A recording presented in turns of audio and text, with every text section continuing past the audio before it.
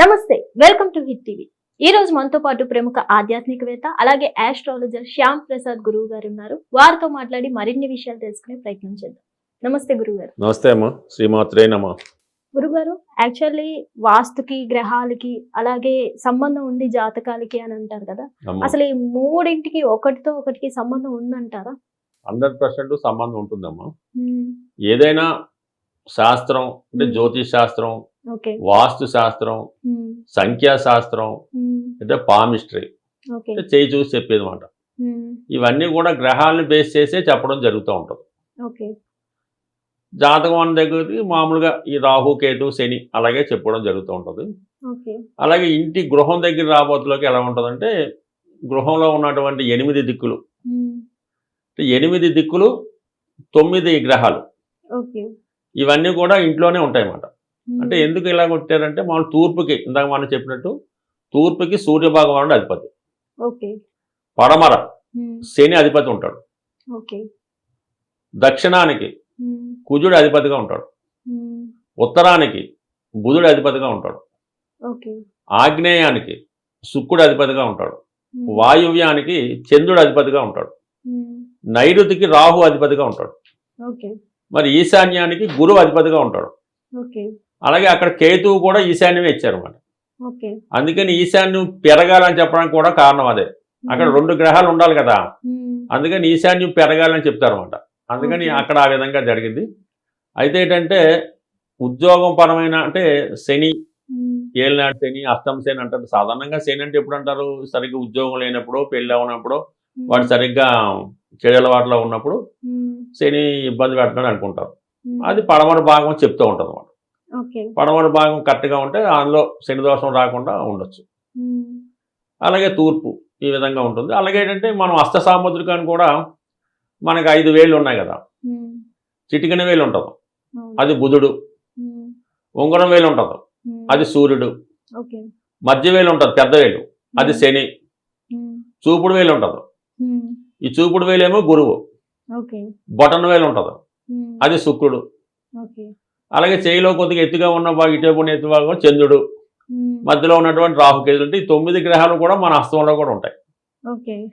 అలాగే న్యూమరాలజీ, 1వ సంఖ్య సూర్యుడు, 2వ సంఖ్య చంద్రుడు, 3వ సంఖ్య గురువు, 4 రాహు, 5 బుధుడు, 6 శుక్రుడు, 7 కేతువు, 8 శని, 9 మళ్ళా కుజుడు. ఈ విధంగా న్యూమరాలజీ ప్రకారం కూడా గ్రహాలు పనిచేస్తుంటాయి. మీరు ఏ తారీఖులో పుట్టారు? ఉదాహరణకి 4వ తారీఖులో పుట్టారు. అంటే 4వ తారీఖులో పుట్టడానికి మీరు మల్టిపుల్ టాలెంట్ కలిగి ఉండి ఈ మీడియా రంగంలోకి రావడం కారణమైంది. అంటే మీరు ఎక్కువ పబ్లిసిటీ కోరుకుంటారు అన్నమాట. అలాగే ఏంటంటే, అన్ని విషయాలు తెలుసుకునే ప్రయత్నం చేస్తూ ఉంటారు. అలాగే ఎక్కడైనా సరే మీ ఐడెంటిటీ కనబడుతుంటుంది. ఇంట్లో కూడా అంటే మీకు గుర్తింపు ఉండాలన్నమాట. ఏంటంటే, మీరు గౌరవించినట్టు కొద్దిగా ఆ గుర్తింపులాగా ఈ 4వ స్థానంలో ఉన్న వాళ్ళు ప్రతి రంగంలో కూడా ఉండాలనే ప్రయత్నం చేస్తుంటారు. అన్ని విషయాలు కూడా తెలుసుకునే ప్రయత్నం చేస్తుంటారు. ఈ పబ్లిసిటీ ఎక్కువ కోరుకుంటూ ఉంటారు. అందుకని 4వ సంఖ్యలో పుట్టిన వాళ్ళు ఎక్కువగా సినిమా రంగంలోనూ ఈ మీడియా రంగంలో ఉంటారు. అంటే చిరంజీవి గారు కూడా 22లో పుట్టారు, 22. ఆయన సినిమా రంగంలోకి రావడం జరిగింది. అంటే రావడం ప్రతి వాళ్ళు వస్తారు, కానీ ఎవర్ లాస్టింగ్ చాలా ఎక్కువ రోజులు ఉంటారు. అంటే మీరు కూడా కొన్నాళ్ళు ఎక్కువ రోజు ఇదే రంగంలో ఉండే అవకాశం ఉంటుంది అన్నమాట. స్థిరత్వం అనేది ఆ 4వ సంఖ్య ఆ విధంగా ఉంటుంది. అంటే ఇంకా మిగతా కూడా ఉంటాయి. ఉదాహరణకి ఆ 4వ సంఖ్య వాళ్ళు ఉంటారు. అలాగే 3వ సంఖ్య ఉన్న వాళ్ళు గురువు, అంటే టీచింగ్, బ్యాంకింగ్ ఆ విధంగా రావడం జరుగుతుంటుంది. అలాగే గృహంలో కూడా తూర్పు బాగుంటే వాళ్ళు రాజకీయ రంగంలో బాగా రాణించగలుగుతూ ఉంటారు. అలాగే నార్త్, ఉత్తరం బాగుంటే మాత్రం ధనం చాలా బాగా రాణిస్తూ ఉంటుంది. అంటే ఒకదానికి ఇంటర్లింక్ కలిగి ఉంటాయి అన్నమాట. అలాగే హ్యాండ్ బట్ కూడా ఎంతైనా ప్రతి శాస్త్రం ఉంటుంది. అంటే ఏదో పామిస్ట్ అన్నది ఏంటంటే నెమ్మదిగా అది కనుమరుగైనా ఇంపార్టెంట్గా హ్యాండ్లో ఉన్నది కూడా చాలా ఇంపార్టెంట్గా చెప్తూ ఉంటాయి. ఉన్న ఏళ్ళని బట్టి ఏ ఏళ్ళు బాగుంటే అది బాగా రాణించడం జరుగుతూ ఉంటుంది. ఈ కలర్ ఆఫ్ ది హ్యాండ్ ఉంటుంది. సాధారణంగా మంచి గులాబీ రంగులో రెడ్లో కనబడుతుంది ఇల్లు వాళ్ళకు హ్యాండ్. వాళ్ళు చాలా సక్సెస్ఫుల్గా చాలా ధనవంతులు ఉంటారు. కొందరు చేయంటే బాగా పాలిపోయినట్టు తెల్లగా ఉంటుంది, అది పెద్దగా రాణించదన్నమాట. ప్రతిదానికి స్ట్రగుల్ పడుతూ ఉండాలి. చిన్నదానికి కూడా ఆందోళన పడుతుంటారు. అంటే మీది కొద్దిగా ఆందోళన ఎక్కువ పడుతుంటారు, మీరు ధైర్యంగా ఉండలేకపోతుంటారు. అలాగే కొంత చేయనిండా గీతలుగా ఉంటాయి, వాళ్ళు కొద్దిగా హెల్త్ ప్రాబ్లమ్స్ ఉంటుంటాయి. అంటే ఇంకా డెప్త్ ఉంటుంది, ఇది పైన మాట. ఆ విధంగా ఇది హ్యాండ్ బట్టి కూడా ఉంటుంది, ఆ మ్మ్. గృహం బట్టి కూడా ఉంటుంది. ఒకళ్ళు ఈశాన్యంగా పూజ చేయకుండా నెలకోసారి పూజ చేసి ఆ పూలు గట్ట అక్కడ వదిలేస్తుంటారు. కంప్లీట్గా దాంట్లో ఆర్థిక ఇబ్బందులు ఉంటుంటాయి. ఈ విధంగా ప్రతి దానికి లింకప్ అంటే ఏదైనా ఈ 9 గ్రహాలను బట్టి ప్రతి ఒక్కరి జీవితం నడుస్తూ ఉంటుంది. ఓకే. ఎందుకంటే కంపల్సరీ అంటే ఒక జాతకంలో శుక్రుడు బాగున్నాడు అనుకోండి, వాళ్ళు మంచి డ్రెస్ వేసుకొని మంచి పెర్ఫ్యూమ్ అది వాడుతూ ఉంటారు. ఏదో ఈ మొఖాన్ని ఫెయిర్ అండ్ లవ్లీ మంచి బట్టలు మంచి జోళ్ళు వాడుతుంటారు.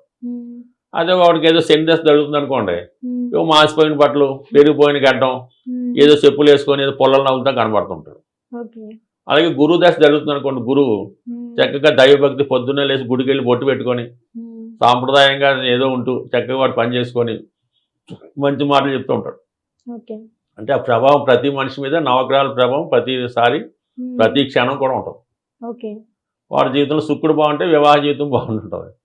రాహు ఒకటి వచ్చాడు అనుకోండి వాడి జీవితంలోకి, ఏదో కొద్దిగా ఇలాగే బాధ్యత లేకుండా తిరగడం అది జరుగుతుంటుంది. ప్రతి దానికి లింకప్ అయి ఉంటుందమ్మా.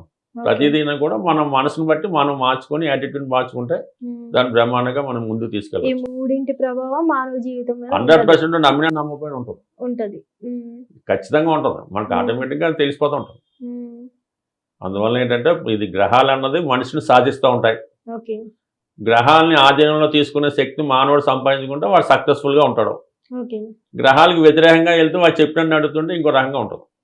అందువల్ల ఏంటంటే గ్రహాలు మాత్రం ప్రతిరోజు అంటే ఇవాళ ఆదివారం సూర్యుడు అధిపతి, ఈరోజు సోమవారం చంద్రుడు అధిపతి. అలాగే ప్రతి గంటకి కూడా ఒక హోరన్ వస్తుంది, అది కూడా ఒక గ్రహం పాలిస్తూ ఉంటుంది.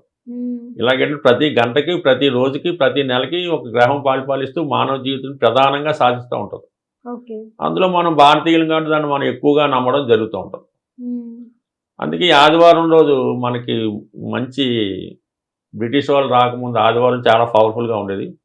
ఆదివారం చాలా నియమంగా ఉంటూ చేస్తుంటారు. ఈ బ్రిటిష్ వాళ్ళు ఏంటి వీళ్ళు ఇంత ధైర్యం అని గమనిస్తే వీళ్ళకి ఇంత సూర్య భగవాన్ శక్తి ఉంది, ఆదివారం ఈ విధంగా చేస్తాను. నెమ్మదిగా వాళ్ళు ఆదివారం రోజు ఏం చేశారంటే ఆదివారం రోజు సెలవు ఇచ్చి ఊరకనే వాళ్ళు ఈ మందు పార్టీలు ఇవన్నీ కూడా అలవాటు చేశారు.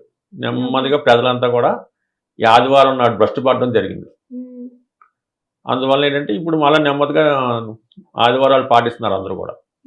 అది ఆ పవర్ అలాగ ఉంటుంది కాబట్టి ఖచ్చితంగా పవర్ ఉంటుంది.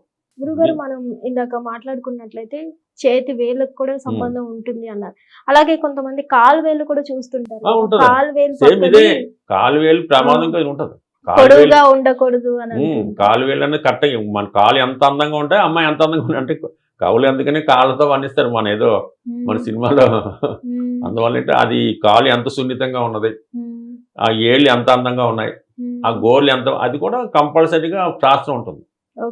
కొంతమందికి చిటికిన వేళ్ళు భూమికి తగలకుండా ఉంటుంది, కిందకన్నా 5 వేళ్ళు కూడా భూమికి టచ్ అవ్వాలి. ఏ వేళ్ళు భూమికి టచ్ అవ్వకపోయినా ఆ నెగిటివ్ ఎనర్జీ అక్కడ ఉంటుంది అన్నమాట. సాధారణంగా చిటికిన వేళ్ళు కొంతమందికి పైకి కొద్దిగా తగలదు భూమికి.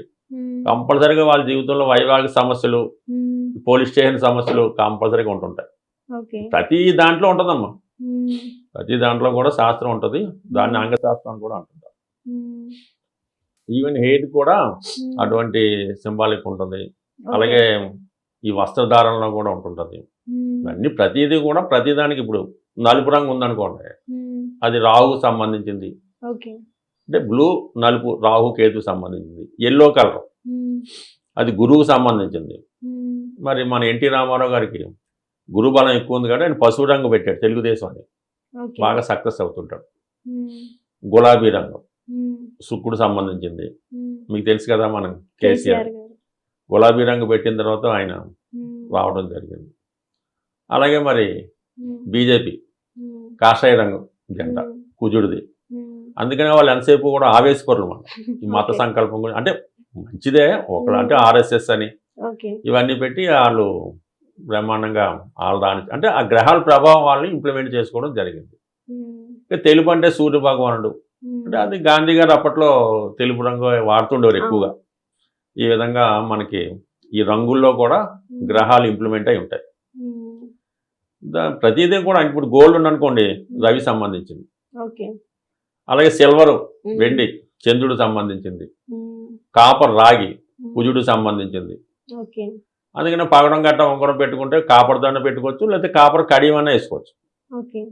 ఇలా ప్రతి ఆ లోహాలు కూడా మనిషి మీద ప్రభావం చూపుతూ ఉంటాయి. ఈ విధంగా వాళ్ళు ప్రతి దానిలో కూడా గ్రహాలు అంటే ఉండడం జరిగింది. ప్రతి లోహంలోనూ ప్రతి దాంట్లో కూడా ఈ కలర్ అంటే గ్రీన్ అనేది బుధుడు సంబంధించింది. అందుకని ఇప్పుడు గ్రహ శాంతులు చేయనప్పుడు ఏంటంటే ఒక్కొక్క గ్రహానికి ఒక్కొక్క ఈ పెట్టారు. ఓకే. బుధుడు బాగలేదు, పెసలు దానం వేయమన్నాడు. అవును. పెసలు ఏ రంగులో ఉంటాయి? ఆకుపచ్చ రంగులో. ఆకుపచ్చ. సూర్యుడు బాగలేదు, గోధుమలు, ఉమ్. వైట్ కలర్ గోధుమలు. అలాగా మినుములు రాహుకి, ఉమ్. నువ్వులు నలుపు కదా అవును. శని భగవానుడికి. ఈ విధంగా అవి కేటాయించారు. ఉమ్. అంటే ప్రతి దాంట్లో కూడా ఈ గ్రహాలు ఉంటాయి. ఉమ్. ప్రతి దాన్ని మనం ఉపయోగించుకోవచ్చు. ఉమ్. ఇది మామూలుగా అనుకుంటుంటే తల మనం పడుకునేటప్పుడు ఉత్తర దిక్కేదో తల పెట్టుకోకూడదు అంటారు. ఉమ్. అలాగే ఏంటంటే అది కూడా కామన్గా తెలుస్తుంటుంది. ఓకే. ఇవన్నీ కూడా ఏంటంటే నమ్మి మనం ఉపయోగించుకుంటే ప్రతిదీ కూడా ఇమ్మీడియట్గా ప్రభావం ఇవ్వదు, కానీ నెమ్మదిగా ఆ ప్రభావం రావడం జరుగుతూ ఉంటుంది. మొత్తానికి సృష్టిలో ఏమున్నాయో ప్రతిదానికి ఒకరితో ఒకదానికి లింక్ సంబంధం ఉంది. లింక్ గ్రహాలతో లింక్, ఆ గ్రహాలకు ఉమ్. అధిదేవతలు, చివరికి అంతా భగవంతుడే. ఉమ్. ఆ కృష్ణ పరమాత్మ గీతలో చెప్పినప్పుడు అన్నీ నేనే బాబు, నువ్వేం చేయనా కూడా నాదే, అంటే ఆల్రెడీ నిర్ణయం జరుగుద్ది, నువ్వు కేవలం ఉమ్. నిమిత్తం మాత్రం అన్నట్టు. అంటే ఇవన్నీ ఒక సాంప్రదాయంగా ఉండడానికి, ఉమ్. ఒక డిసిప్లిన్గా ఉండడానికి పెట్టారు. మనం ఓకే. రోడ్డు మీద వెళ్తున్నాం, గ్రీన్ లైట్ వెలుగుతుంది, వెళ్ళిపోవచ్చు పర్లేదు. ఉమ్. రెడ్ వెలుగుతుంది, కంపల్సరీగా మనం ఆగాలి. చూసి అబ్జర్వ్ చేయాలి. ఉమ్. మరి అక్కడ రెడ్ ఎందుకు పెట్టాడు? అంత డేంజర్ అది. ఉమ్. ఆపరేషన్ లైట్ వెలుగుతుంటుంది రెడ్, ఉమ్. అక్కడ వెలుగుతుంటే మాత్రం ఆ పేషెంట్ తాలూకు వాళ్ళకి ఎలా ఉంటుంది? రెడ్ భయం ఎప్పుడన్నా భయం భయం వేస్తుంది. ఉంటది. అంటే పూర్వకాలం దీన్ని కూడా రెడ్ పెట్టేవారు. ఉమ్. ఇప్పుడు గ్రీన్ అనుకోండి, రైల్వే సిగ్నల్ ఓకే. గ్రీన్ పెడతారు, అంటే సేఫ్ సైడ్ వెళ్ళిపోవచ్చు. అంటే బుధుడు చాలా సున్నిత గ్రహం, ఉమ్. చాలా పర్వాలేదు, ఇబ్బంది లేదు. ఉమ్. రెడ్ ఉన్నాడు, ఆ కుజుడు అమ్మ ప్రమాదం, ఇది ఇదో పోలీస్ స్టేషన్ ఉంది. ఉమ్. అలాగా ఉమ్. ప్రతి ఆ రంగులో కూడా మనకి ఆటోమేటిక్గా తెలిసిపోతూ ఉంటుంది. ఓకే. ఇప్పుడు రాత్రులు పెద్ద లైట్ పెట్టి రెడ్ పెట్టి నిద్రపడదు, ఉమ్. అది బ్లూ కాంతి పెట్టుకుంటారు, అవును. రాత్రిగా నిద్రపోతారు. ఉమ్. అందువల్ల రంగుల్లోనూ ఉంది, ఓకే. అలాగే ఏంటంటే మన దిక్కులోనూ ఉంది. ఉమ్. ప్రతి దిక్కులో కూడా గ్రహాలు అయితే ఉన్నాయి. దాన్ని ఉపయోగించుకునే దాన్ని బట్టి ఉపయోగించుకుంటే ఉపయోగించుకున్నాడు జీవితంలో పైకి రాగలుగుతున్నాడు, నమ్మనాడు ఇంకేదో అలా రాతున్నాడు, అండి కామన్ నడుస్తూ ఉందమ్మా. ఓకే. అందువలన ఏదైనా ఉంది. ఉమ్. అలాగే గ్రహాల శాంతికి కూడా ఉమ్. మనకి ఏదో సూర్యుడు బాగలేదు, ఆదివారం నియమంగా ఉండాలి. ఉమ్. పెళ్ళి అవ్వట్లేదు, మంగళవారం నియమంగా ఉండాలి. ఉమ్. అలాగే చదువు రావట్లేదు, బుధుడు. ఓకే. ఇలాగా దేవతలను పూజించుకుంటే అంటే ఏదో ఒక సింబాలిక్ ఇస్తే సులువుగా మనకి పని జరగడానికి, ఎంత చిన్నవాడి కానీ ఎంత పెద్దవాడి కన్నా ఉమ్. ప్రతిదానికి కూడా ప్రతిదీ ఉంటుంది. అంటే ఎంత వాడు అంత చేసుకుంటే సరిపోతుంది. ప్రతిదానికి పరిహారం ఉంటుంది. ప్రతి దానికి పరిహారం 100% ఉంటుంది. ఉమ్. అయితే వాడు స్థాయిని బట్టి కూడా పరిహారం ఉంటుంది. ఓకే. ఏదో ఒక మాదిరిగా ఉన్నాడు, ఏదో ఒక ఆటో డ్రైవర్ ఉన్నాడు, అదే ఉమ్. దేవుడి దగ్గరలో ఒక 100 రూపాయలు ఇచ్చేయడానికి అది ఒక ఎనఫ్. అదే ఓకే. ఒక సాఫ్ట్వేర్ ఇంజనీర్ నెలకు 10 లక్షల జీతం వస్తుంది, ఉమ్. వాడు కూడా 100 రూపాయలు ఇచ్చాడు అనుకోండి, పెద్ద ఫలితం ఉండదు. ఓకే. వాడు తగ్గట్టుగా వాడేవాళ్ళు. అందుకనే ఉమ్. మన పురాణాలు అంటే మన శివుడు రాంభజన చూసాను, 1/6 అన్నది డొనేట్ చేయమంటాడు. ఓకే. అంటే ఇప్పుడు అమెరికాలో కూడా ఉమ్. 10% వాళ్ళు ఇచ్చేస్తారు. అంటే ఈ ఈ వీళ్ళు ఆ శక్తిని డబ్బులే కదా మించి మనకి, ఇవ్వాలి. ఎంత గొప్పవడం లేదని 10% ఈ భగవంతుడి సేవకి ఇచ్చేస్తారు వాళ్ళు. ఓకే. అది వాళ్ళు మత ప్రచారానికి దానికి ఎవరి నమ్మకం వాళ్ళది. అంటే ఓకే. అంతే కొంత శాతం ఇవ్వాలి తప్ప ఉమ్. వాడు రూపాయి ఇచ్చాడు నేను రూపాయి ఇచ్చాడు కుదరదు కాదు. వాడి స్థాయిని బట్టి చేయాలన్నమాట. ఉమ్. అలాగే ఏంటంటే ఈ పూజా విధానం కూడా ఎలాగంటే ఏదో అనామకుడు కార్మికుడు ఉంటాడు, ఉమ్. వాడు కేవలం దేవుడికి వెళ్ళి నమస్కారం పెట్టుకుంటే చాలు. ఉమ్. వాడికి లాగా చదువుకున్నవాడు పండితుడు చేస్తాడంటే కుదరదు. ఉమ్. వాడు ఖచ్చితంగా షోడశోపరాజు పూజ అన్ని గ్రహాలు చదివి కంపల్సరీగా గంటన్నర చేస్తే తప్ప అది ఫలితం ఉండదు వాడికి. ఓకే. ఈ విధంగా అది కూడా తేడా ఉంటుంది. ఓకే. అందువల్ల ప్రతిదానికి పరిహారం ఉంటుంది. ప్రతిదానికి వాడి స్థాయిని బట్టి చేయాలి. ఉమ్. స్థాయి లేకుండా మళ్ళీ కుదరదు. ఓకే. అది కూడా కంపల్సరీ ఉంటుంది. అందుకని మీరు చాలా గుడికి వెళ్ళిపోతాం, రోజు ఫలితం లేదంటే ఎలాగొస్తుంది ఫలితం? ఉమ్. మీరు చేసి చేయాలి కదమ్మా, అవును. అది విషయం. ధన్యవాదాలు.